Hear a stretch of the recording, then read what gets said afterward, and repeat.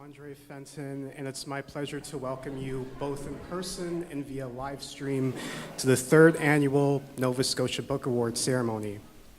We're gathered in Jabuktuk, part of Mi'kma'ki, the traditional, ancestral, and unceded territory of the Mi'kmaq people. We recognize the peace and friendship treaty signed between the British Crown and the Mi'kmaq from 1760 to 1769. We are treaty people, and we have rights and responsibilities as Mi'kmaq and settlers alike. We also recognize that African Nova Scotians are distinct people whose histories, legacies, and contributions have enriched that part of Mi'kma'ki known as Nova Scotia for over 400 years. We are privileged to have a new poet, singer, songwriter, and English professor, Raymond Sewell, here to perform a traditional welcome.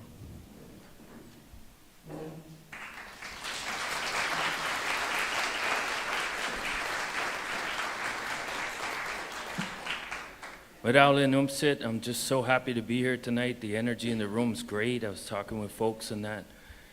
These land acknowledgements are very meaningful, you know. The land sustains us and we sustain the land. This is a concept called Netigulimp. So I'm super happy to be here.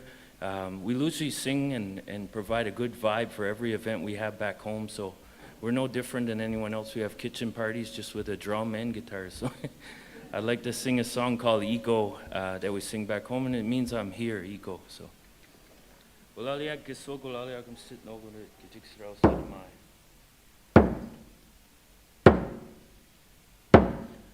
Ego,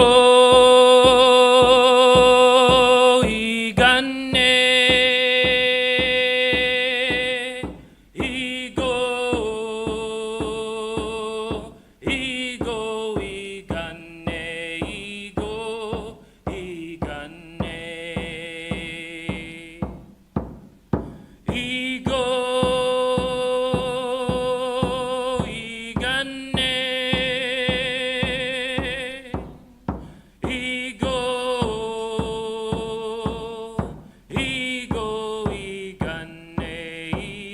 igane.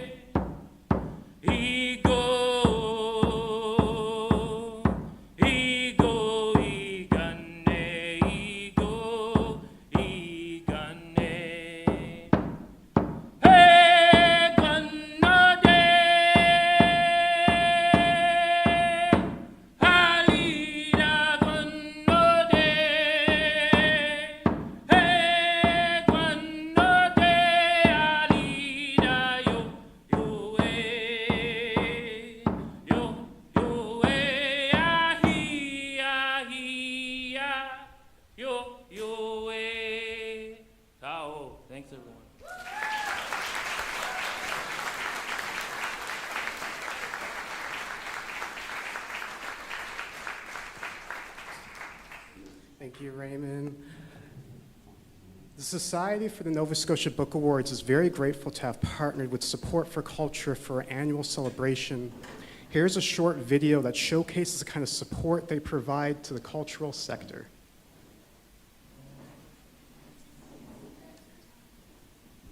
My name is Tara Lynn Taylor. I'm a professional playwright. Once I found my voice in the arts world, I realized there were not a lot of folks that looked like me that were doing it professionally. So when all these opportunities start coming out, there's no crew. So I applied for funding to do a crew training program. We have a master music class, so we're harvesting the industry. Without Support for Culture's funding, we would not be able to harvest the artists in our community. It's vital.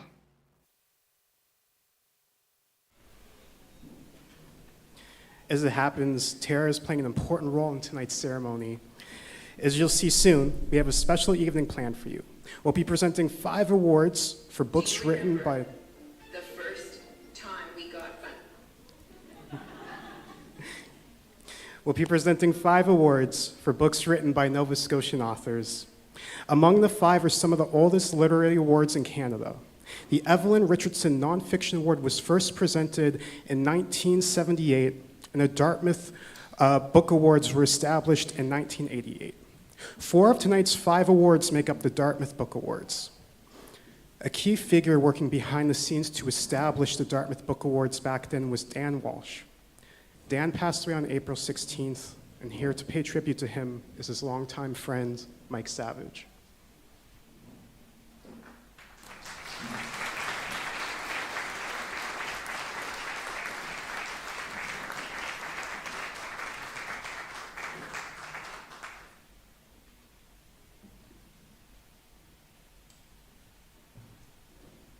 Thank you, Andre.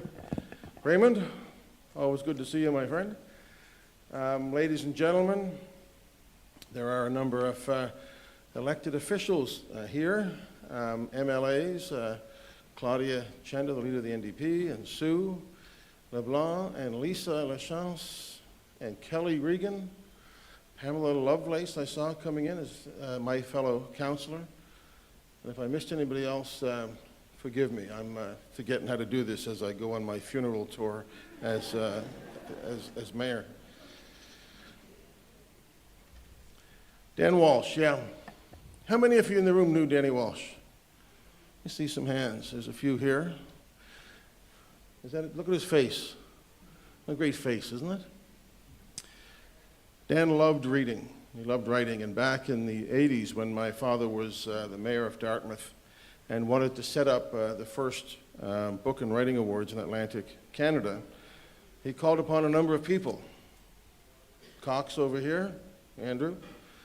Paul, is Paul and Elaine here? Paul and Elaine Robinson. There was a whole host of people, but Dan Walsh was one of the first. I was there too, but I was forced to be there by my father. He made me sponsor the awards for student writing, which I loved. It was a lot of fun. The greatest tribute I can pay to a person is to compare them to my mother. And as much as anybody I've known, Dan reminded me of my mother. It was always amazing to me throughout my life how sometimes the people with the softest voice have the strongest voice. And Dan was like that, and my mother was like that. Danny also had my mother's weird sense of humor, quirky sense of humor. And anybody who knew Dan would know that you'd get into a conversation with him, and all of a sudden the smile would start to creep across his face. When he passed, there was a tribute to him online, and there were so many beautiful pictures of him with his wife and daughters, his girls, Tink and the girls, and they're beautiful. The one, though, that made me smile the most was him surrounded by books, like literally surrounded, I assume in his house, by stacks of books, because he loved books. He loved reading. He loved to share reading. He liked to talk about reading. He liked to be a judge. He liked to think about books. And so it's very fitting that he be honored tonight. There are people who know him better than I do in my own family. My sister Sheila and Patty, my brother Pat are here, and others. But I think what you can say about Dan that makes the most sense is that the stronger a man is, the more gentle he can afford to be. And I think that was Dan Walsh. He was a hard guy not to like. I don't know anybody that didn't like Dan. He worked in the city of Dartmouth. He worked for HRM. He then went on and did work with the school board. He would recruit students from places like Japan, international students, not university students, high school students. And he came to see me a few times, and we always planned a trip to Hakodate, which is a sister city in Japan. And we never had a chance to do that trip together. It would have been a lot of fun, and there would be a lot of stories that would have come out of that. But Dan was special. He was a really, really good person. And when I heard of his passing, like many others, it hit me kind of deeply that this was just a good and decent human being, a family person who loved books, who meant nobody any harm, and simply made life better by being part of it, even if sometimes he wasn't saying very much. And when he did say stuff, you listened to him. He was a really good human being. And if you didn't know him, you would have loved him if you had a chance to meet him. Because if you're here tonight, it's because you like books and reading and you support publishing and local publishing and all the things that make this book award so special. And Dan was one of the people that made it the most special. He was a great person. To his family who are dealing with the grief, I hope that the fact that so many others are sharing in that grief eases it for them. He was a very special person, Dan Walsh. May he rest in peace, and may he always be remembered with a stack of books.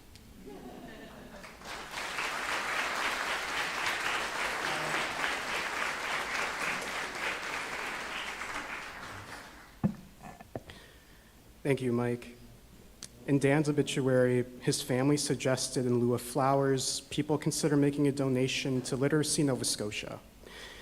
Tonight, in honor of Dan Walsh, we will be sharing the proceeds of our brown bag book sales with Literacy Nova Scotia, who, since 1992, has been supporting the literacy community by working to ensure that all Nova Scotians have equal access to quality literacy, essential skills, and lifelong learning opportunities.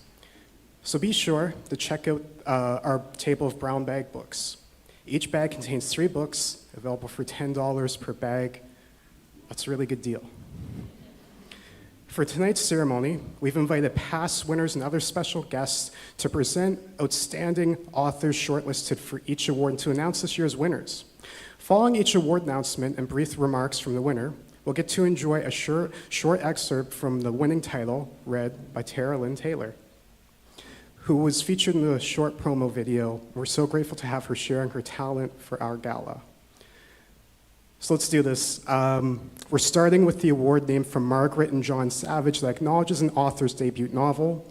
The last person to receive the Margaret and John Savage First Book Award for Fiction was Colin Sweet's Arsenal, and he was all set to present the award this evening until noon today when he had to reluctantly bow out due to illness. Thankfully, a past recipient of this award lives in the neighborhood and was already planning to attend the ceremony. So please give a warm welcome to Nicola Davidson, who won this award in 2019 for her novel, In the Wake. Welcome, Nikki.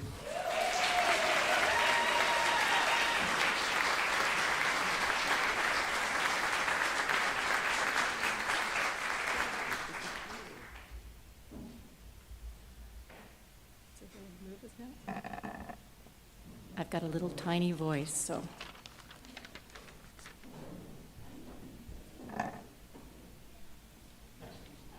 The nominees for the 2024 Margaret and John Savage First Book Award Fiction are Amanda Peters, The Berry Pickers, HarperCollins. Shelley Thompson, Roar, Nimbus Publishing. Michelle Wambolt, Birth Road, Nimbus Publishing. One of the jury members called Amanda Peters' The Berry Pickers inspiring and engaging, original and absorbing. They remarked on how Peters was able to bring all the characters to life with compassion and understanding. Their stories captivated and grabbed me by the heartstrings. Every word counts in this multi-generational novel, and her beautiful prose unpacks the themes elegantly. Peters' skillful storytelling was able to turn what could have been a story of sadness, loss, and grief into a heart-touching celebration of love and redemption. Congratulations, Amanda.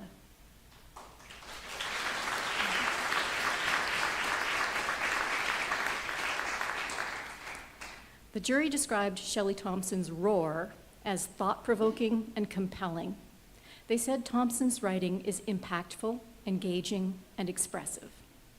As a gifted storyteller, her sentences are beautiful. There are sections that are very sad, but the novel has an optimism about it that makes it uplifting too. Everyone should read this novel to gain a better understanding of the trans community and the need for acceptance, care, and support. Roar shows how life can be messy, disappointing, difficult, and impossible to do on our own. It also shows us the human ways we can move through life's dark places to a place of hope and healing. Kudos, Shelley.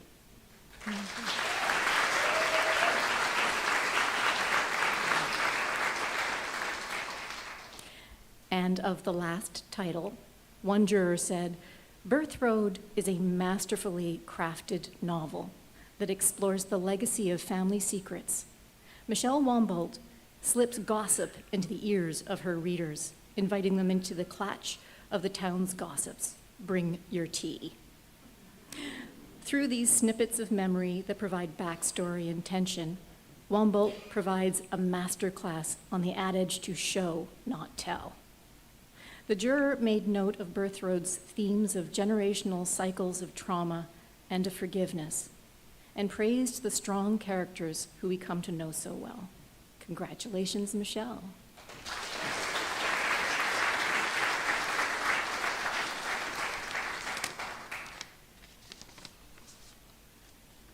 Ooh, and the winner is Michelle Wombold, Birth Road, Nimbus Publishing.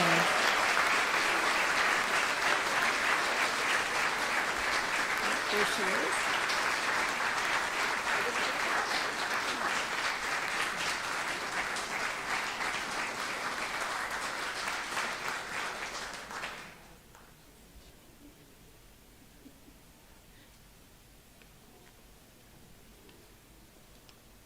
I really am surprised, so give me a second.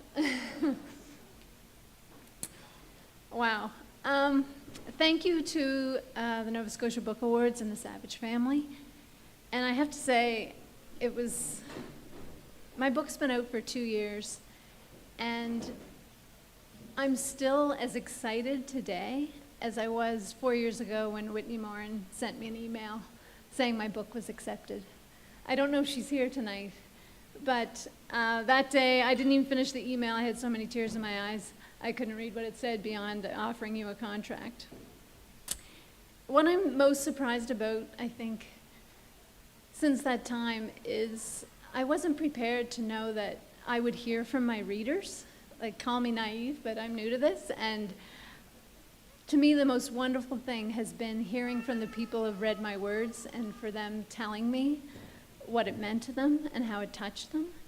And I think that our words and the stories we tell are very important, and they truly do make a difference. So thank you very much.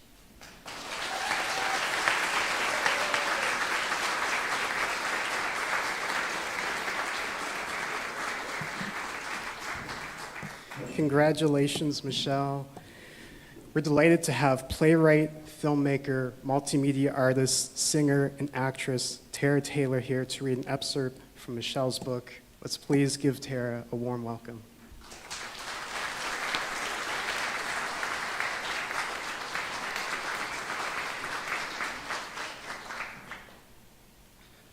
Good evening, everyone. Congratulations, Michelle.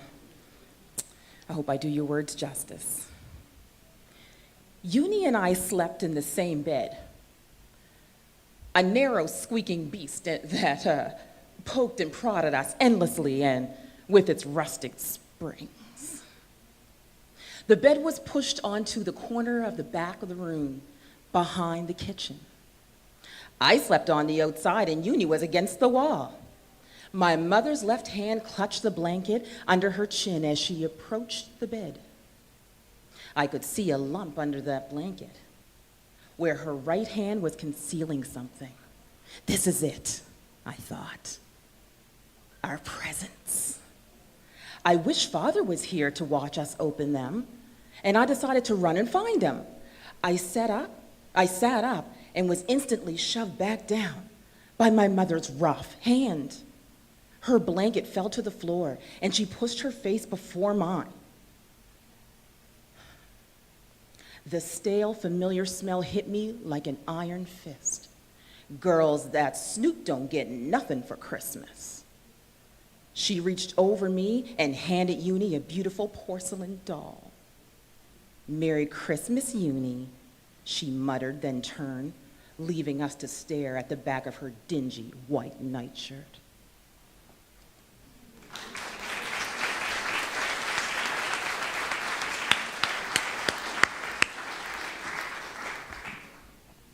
That was awesome. Thank you, Tara and Nicola. We have numerous multiple nominees on this year's award shortlists.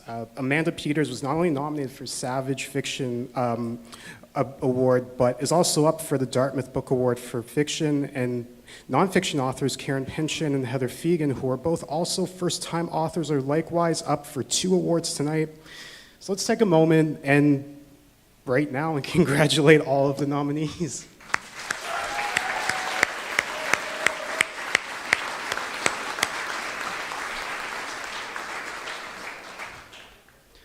All right, so next up is the Margaret and John Savage First Book Award for Nonfiction, and as I mentioned, it was Dr. John Savage, then Mayor of Dartmouth, who established the Dartmouth Book Awards in 1988. We're delighted to have Anne Savage here to present this award named for her grandparents.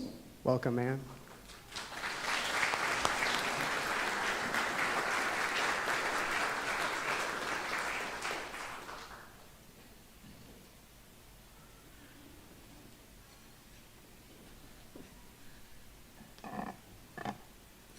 Good evening. Bonsoir à tous. My name is Anne Savage, and I'm delighted to be here to present my Grandparents' Book Award. Although I never got to meet John and Margaret, I still feel I got to know them, because I've been lucky enough to have been raised by their children, acting as my father and aunt and uncles in my life. Now, if you know anything about the 7 Savage siblings, you know they're big chatters. And one of the things they love chatting the most about, especially in the company of each other, are stories of their childhood.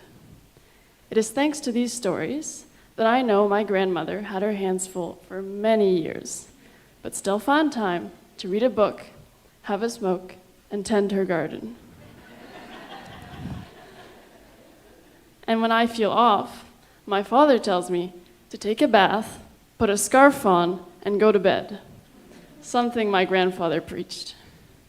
All in all, I know John and Margaret were integral to their communities and transmitted their belief in community, family, and story for at least 2 generations beyond them. Now, for what you've all been waiting for, the nominees for the 2024 Margaret and John Savage First Book Award Nonfiction are Brandon Doucet, About Canada, Dental Care, Fernwood Publishing; Heather Fegan, Gutsy, Living My Best Life with Crohn's Disease and Ulcerative Colitis, Nimbus Publishing; Karen Pinchin, Kings of Their Own Ocean, Tuna, Obsession and the Future of Our Seas, Knopf Publishing. Here's the jury citation for the first nominee. Brandon Doucet's About Canada, Dental Care is a detailed examination of the history and politics of dentistry in Canada, and a clear and well-argued case for universal dental care. Doucet grounds his argument in equity throughout and frames universal dental care as a form of social justice. Congratulations, Brandon.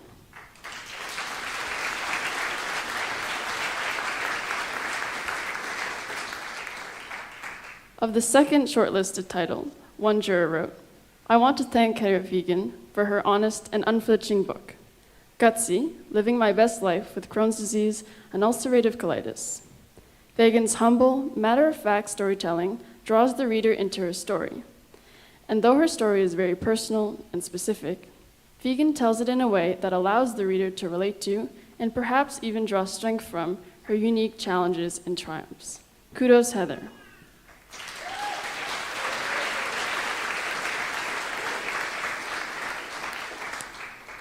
And of the last title, one juror said, Karen Pinchin's Kings of Their Own Ocean, Tuna, Obsession, and the Future of Our Seas is informative and engaging from start to finish.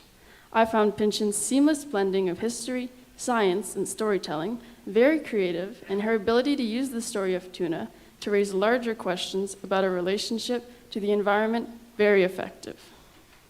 The juror also praised Pinchin's vivid and often entertaining prose. Congrats, Karen.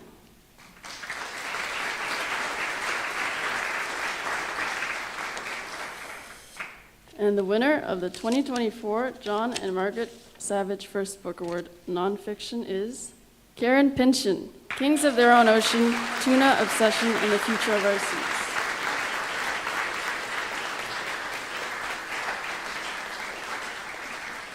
Congratulations. Yes.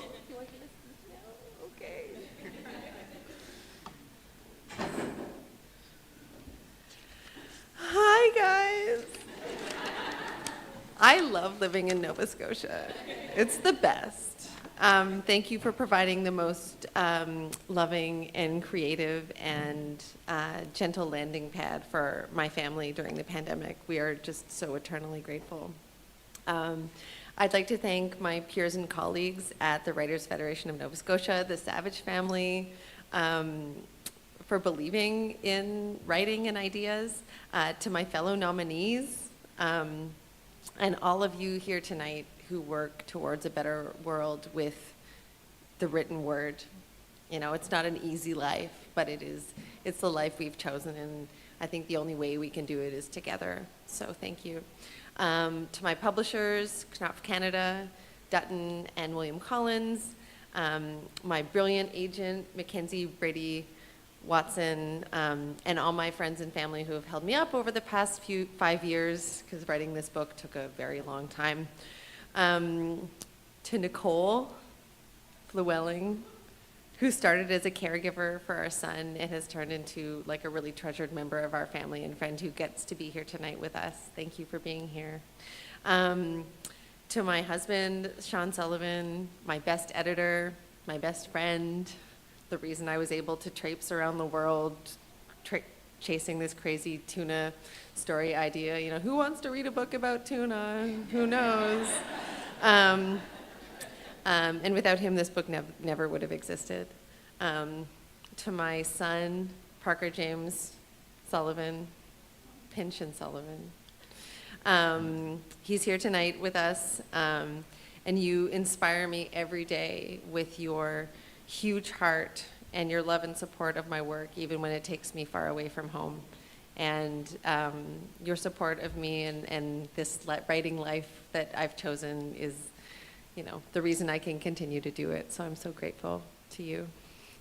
And to the fishermen, the scientists, and the everyday folks trying to help sustain life on this planet in the face of unfathomable loss. We are in this together right now, and this book is proof of that, and we are all treaty people. Thank you.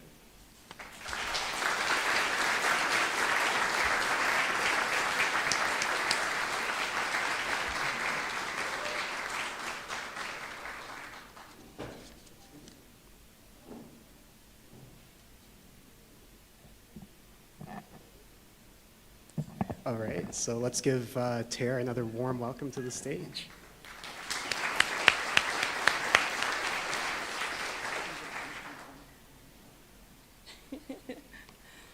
Congratulations, Karen.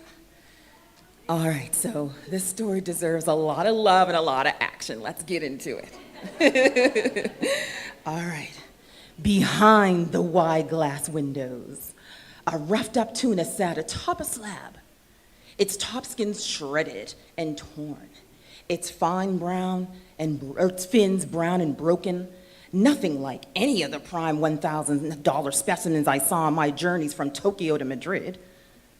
This was a tourist fish, a fish with purple black meat. That means it was virtually worthless, there only for the spectacle of its dismemberment.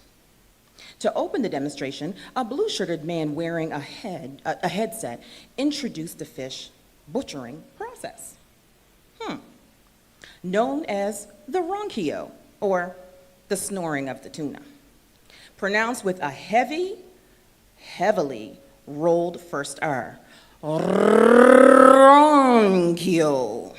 The word draws from the zipper-clicking, snoring-like noise of the tip of a knife makes as it pulled across a tuna's top ribs. Roll your tongue, pause, then roll it again, pause, and again. This is the sound a knife makes when scored cleanly across a tuna's bone. Eee!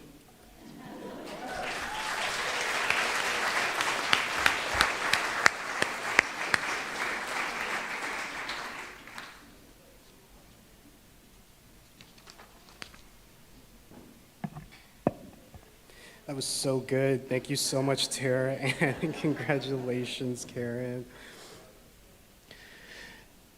The George Borden Writing for Change Award was created to honor those books and writers that challenge the status quo and strive to put spotlight on groups and individuals that are oftentimes pushed to the margins. Mr. George Borden dedicated his life to do just that. George was a captain in the Royal Canadian Air Force and a director of the Black United Front and Black Cultural Center for Nova Scotia. He was also a historian and a writer who used his craft to educate, celebrate, and inspire. We're pleased to have George's son, Tab Borden, here to present the award named for his father. As a Canadian diplomat, Tab was head of security at the consulate while at the consulates during the George Floyd protest. Tab is now retired and lives in Bedford with his wife, Darlene. Welcome, Tab.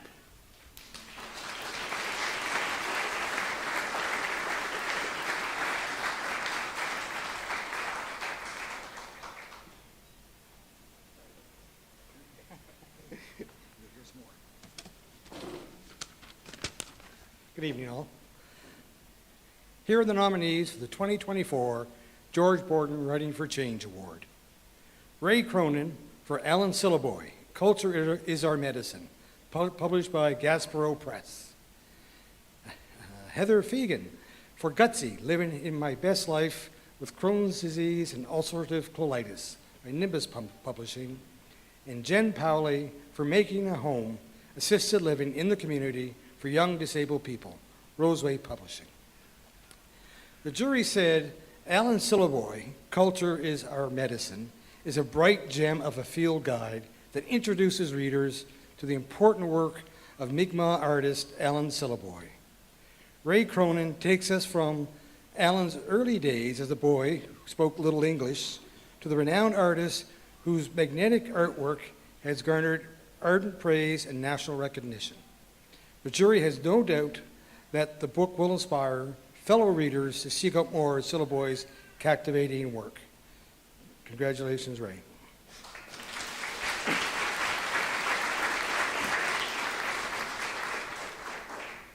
Describing Gutsy, living my best life with Crohn's disease and ulcerative colitis, the jury said, in Gutsy, Heather Fegan's narrative weaves stoic remembrances of the chronic suffering of a young woman with medical and statistical information on the devastating ravages of treating her autoimmune disease. Fagan demonstrates a tremendous amount of confidence, courage, and strength in this inspiring account that will help others with the disease find support and community and will serve as a model for managing the medical system, work, and family life. Congratulations.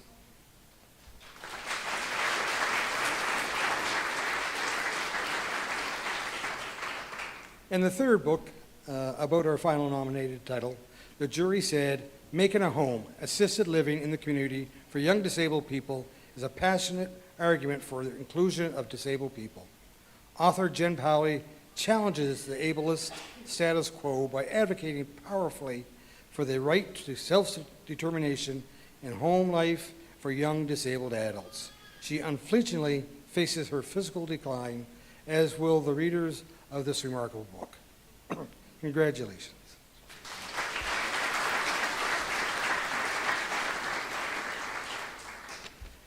And the winner of the 2024 George Borden Award for Writing for Change is Jen Powley for Making a Home, Assisted Living, Community for Young Disabled People. Publisher, Roseway Publishers, and Fernway Publishers.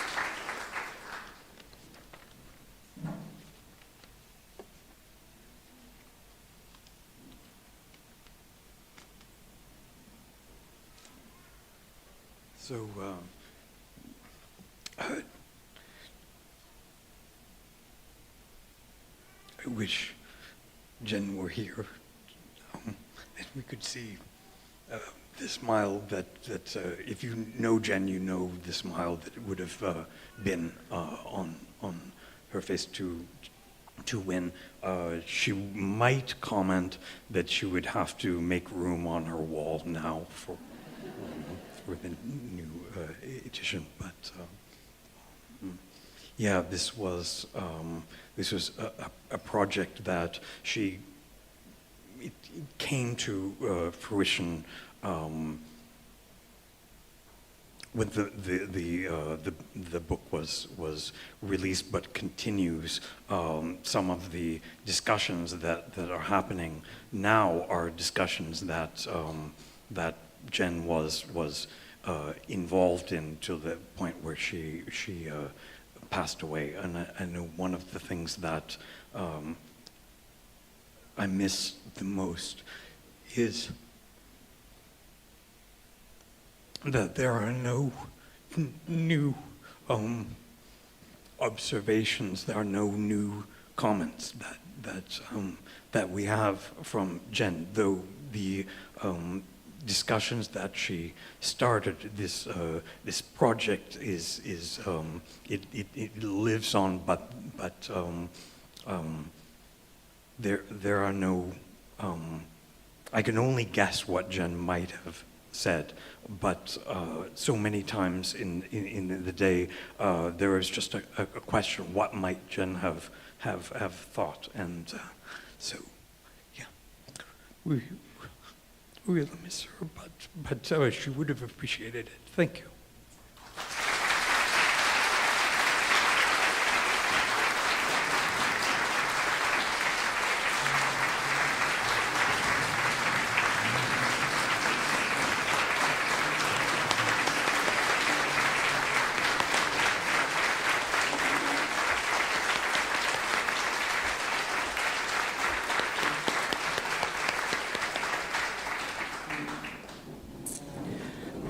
Fortunately, I did know Jen as well, and Tom is a very close friend, so a beautiful, beautiful soul that graced this earth when she was here.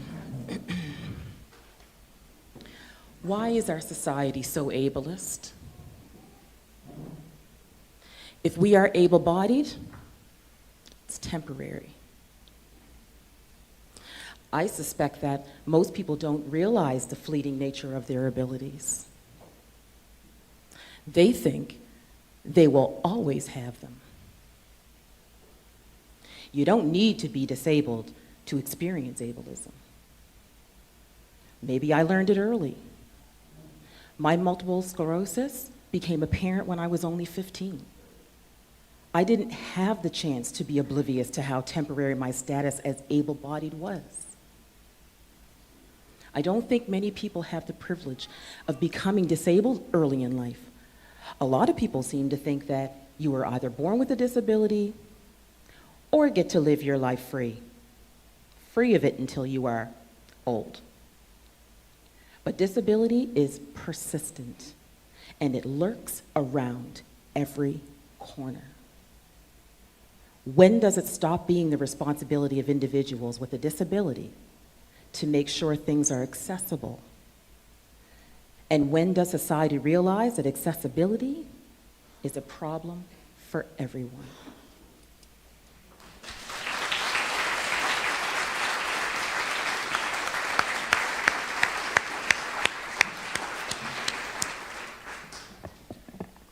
Thank you for the beautiful tribute, for the beautiful reading. Can we give another round of applause for Jen?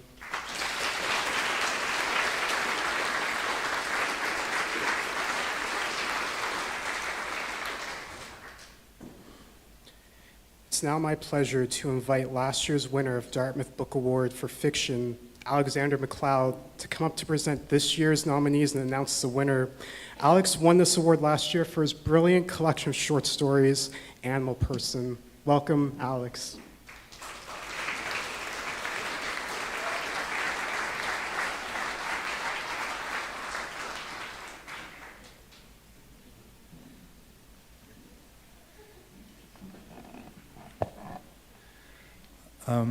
Again, I just want to pay tribute to our beautiful community here. We're so lucky to have each other. And this is a beautiful place to write and to read and to publish and to sell books. It's a beautiful community. The nominees for the 2024 Dartmouth Book Award for Fiction are Charlene, Carr, Hold My Girl, Harper Collins, Leo MacKay Jr., What Comes Echoing Back from Vagrant Press, and Amanda Peters, The Berry Pickers from HarperCollins. The jury thought Hold My Girl was similar to the books of Jodi Picoult in its profound and everlasting impact, and Leanne Moriarty with its twist and family dynamic while being uniquely beautiful and compelling. They commented on its profound and everlasting impact and said, written masterfully, Hold My Girl is jaw-dropping and heart-pounding, current and addictive. Congratulations, Charlene.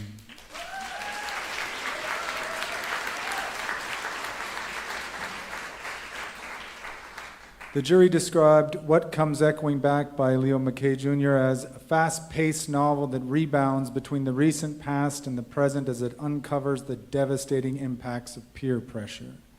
It affirms the healing capacity of self-expression and reminds us that where there is connection, there is hope. Just like life, this book is at once both gritty and tender. Congratulations, Leo.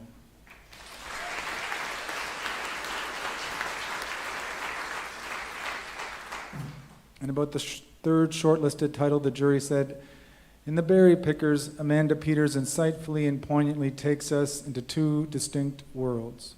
The first is one of plenty, prosperity, power, and privilege, while the other exemplifies the harsh realities of bigotry, prejudice, tragedy, and unimaginable loss as experienced by a Nova Scotian Mi'kmaq family. Peters takes us on an unforgettable journey during which hope, resilience, and unconditional love triumph. This inspiring story and its timeless message gives new meaning to the adage that family truly is everything. Congratulations, Amanda.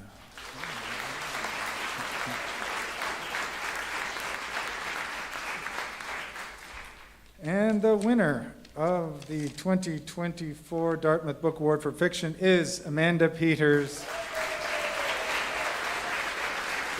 for The Berry Pickers, HarperCollins.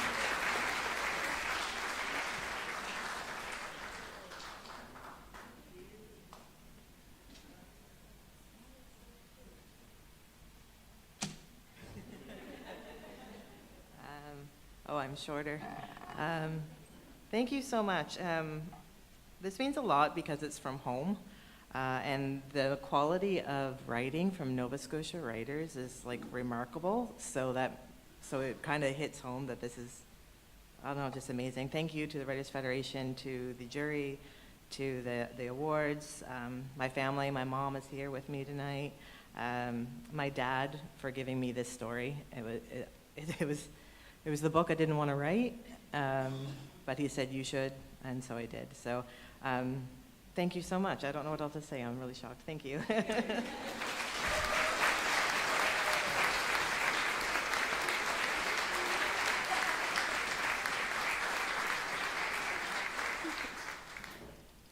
I also know Amanda. I'm so proud of you, Amanda.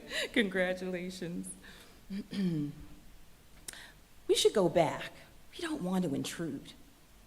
Aunt June let go of my hand and turned to walk away, but I stayed, my feet rooted to the ground.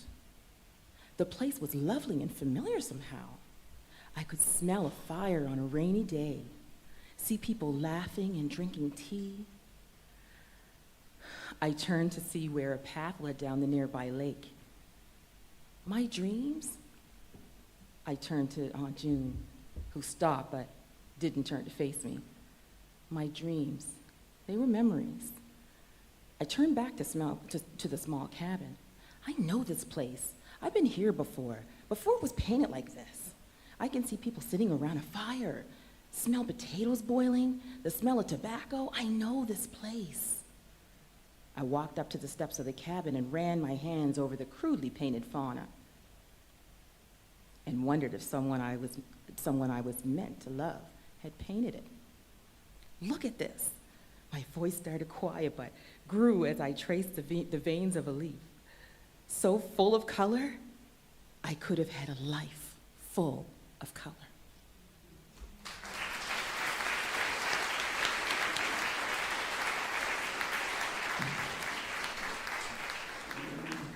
Congratulations, Amanda, and thank you, Alex and Tara. The Berry Pickers, along with fellow nominee Hold My Girl by Charlene Carr, who many of you will remember is last year's MC for the Nova Scotia Book Awards, is also nominated for the prestigious Thomas Riddell Atlantic Fiction Award. The Riddell, which is at $30,000, is one of the largest literary awards in the country and is part of the Atlantic Book Awards that will be announced at the gala ceremony at Paul O'Regan Hall at Halifax Central Library on Wednesday night. Tickets for the Atlantic Book Awards Gala can be purchased online at atlanticbookawards.ca, and the event will also be live streamed. Meanwhile, tomorrow night, several of this evening's fiction nominees, Charlene Carr, Leo MacKay Jr., Shelley Thompson, Michelle Wimbo, as well as two of the other Riddell nominees are participating in the Fiction Fete, a showcase of readings taking place at the Lunenburg School of the Arts. This event, part of the Atlantic Book Awards Festival, is free, but registration is encouraged. Details can be found at theatlanticbookawards.ca. Okay, so it's that time of the evening where we announce the final award. The Evelyn Richardson Nonfiction Award is named for the Governor General's award-winning author of We Keep a Light and is administered by the Writers' Federation of Nova Scotia. Last year's winner was Elle Jones, but she also had the bellow of the ceremony tonight due to illness, so please join me in welcoming Executive Director of the Writers' Federation of Nova Scotia, Oriana Dunker.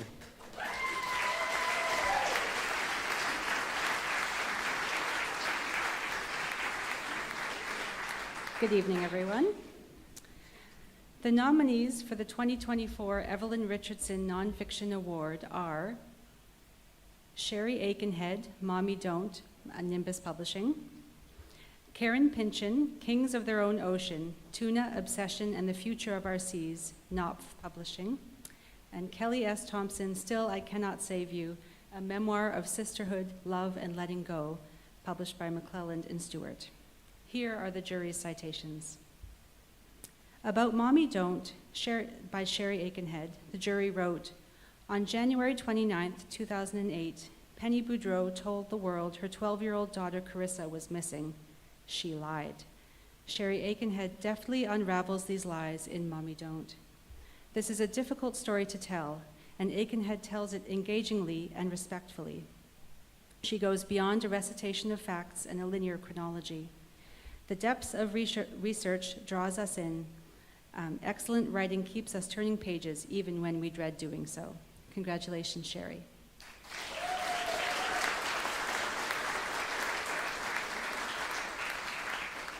About the second nominee, the jury says, an eye-opening account of the state of life in our oceans through the lens of the bluefish tuna fishery, Karen Pinchin's Kings of Their Own Ocean impressed the jury with its global scope, well-researched approach, and captivating storytelling. From the gunnel of a Rhode Island sport fishing boat to the wharves of Wedgeport, Tokyo's infamous fish market, and the Almadraba nets of Gibraltar, Pinchin explains how bluefin grew from a throwaway catch to one of the most valuable fish in the world, and how this unique species' rise to the top nearly brought about its disappearance from our waters. Through a rich array of salty fishers working against the global tide to preserve the precious bluefin industry, Pinchin illuminates the myriad of efforts by passionate individuals in their fight against a profit-hungry industry keen to push the species to the brink. Congratulations, Karen.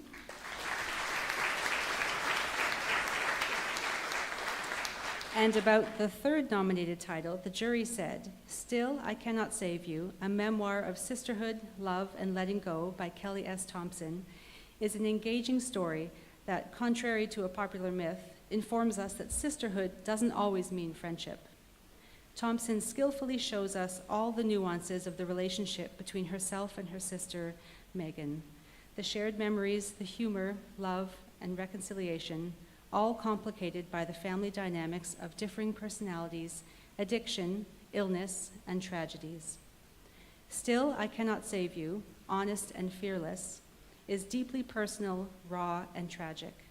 Skillfully written, it takes our hearts on an emotional roller coaster, making it often difficult to engage with. It shows us that forgiveness and being there for family when they need us the most are treasured values. If you have sisters or other family members dealing with cancer, this memoir will make you want to hold them close. Congratulations, Kelly.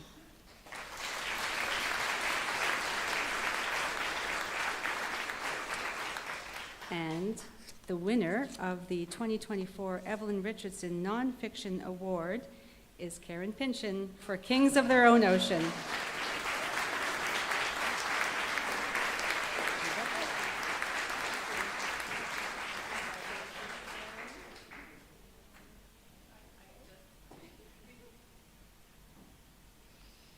Hi, guys.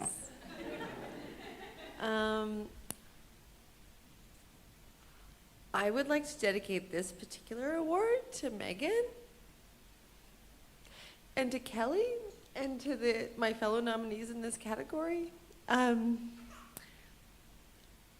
a nonfiction book is something I wanted to do since I was a little girl, and you'll read about that in the book if you want to buy it. But it feels like I've been waiting my whole life to work my back to doing this for a living, and the fact that it's been received in this way is just beyond anything I could have imagined. And the courage that it takes to put your whole heart on the page the way that Kelly did in her book, I wanted you to win. But thank you so much for this recognition, to the Writers Federation, to everyone, to my family, to everyone I said already. And let's take the system that we have and do everything we can to make the world better, because it's all we have is right now, right? And our words. And Amanda, your book is so incredible, and Charlene, and I just can't believe I get to be in this room with you all. So thank you.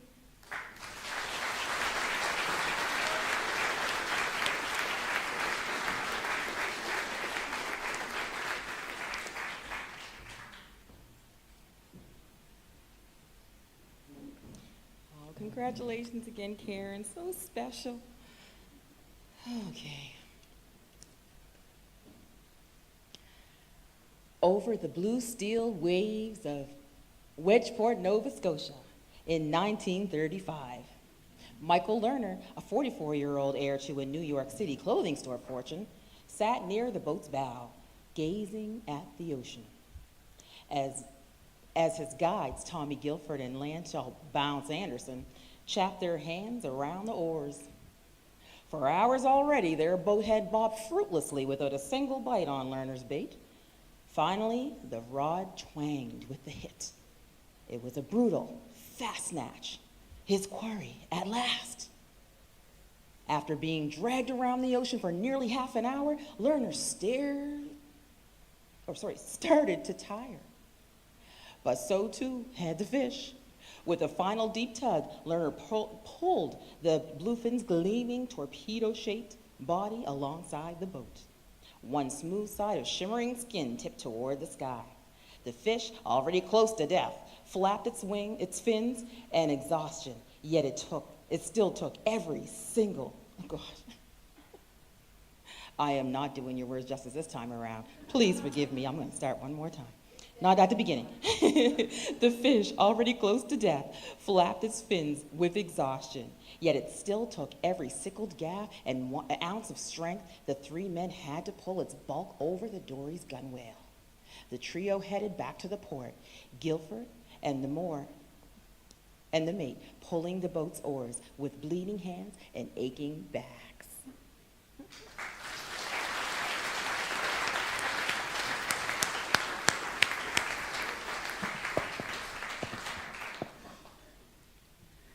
That was great. Congratulations, Karen, and thank you, Oriana and Tara. Once again, kudos to all of the nominees for the 2024 Nova Scotia Book Awards. Congratulations to the winners. I hope you'll all stay for the reception and that you'll all each purchase an armload of these great books from our friends at King's Co-op Bookstore. First, though, we have a few.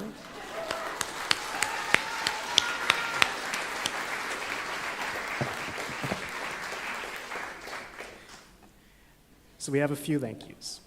The Society for the Nova Scotia Book Awards is very grateful to Support for Culture and the University of King's College for their sponsorship. And also thank you to our official bookseller, King's Co-op Bookstore again.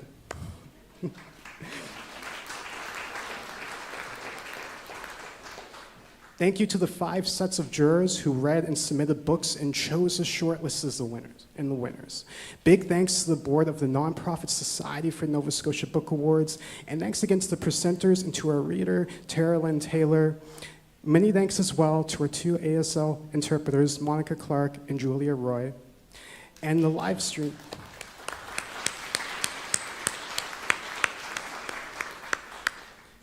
And a thank you to the live stream team from the University of King's College. The special Fused Glass Souvenir Awards presented this evening were made by Heather Elmswood and Marianne Ward. Live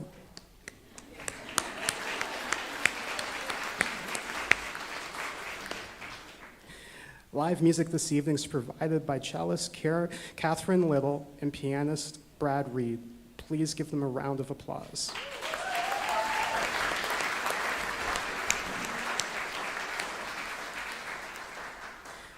Thank you all so much for coming and for supporting local books and authors. Don't forget to buy some brown bag books in support of both the SNSBA and Literacy Nova Scotia. $10 for 3 surprise books. That's a really good deal. Enjoy the evening, everybody. Thank you so much.